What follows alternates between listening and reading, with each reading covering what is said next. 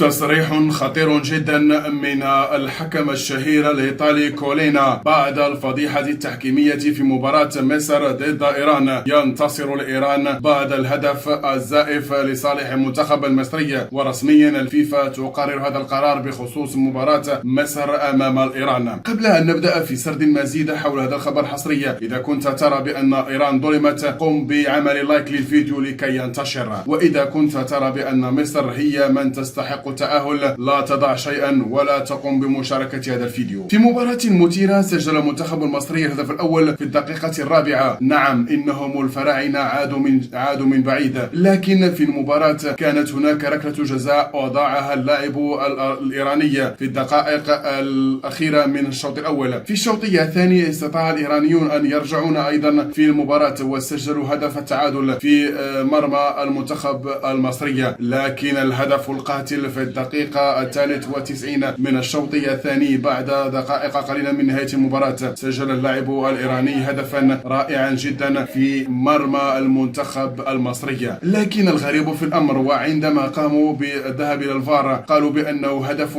غير صحيح، لكن في الأساس هو هدف صحيح، لأن المدافع المصري كان غير متقدم، بل كان هو من كسر التسلل لصالح الهدف الإيراني. وعليه يرى مراقبون بأن إيران قد ظلمت في هذه المباراة، وهي من تستحق الذهاب إلى الدور الثاني.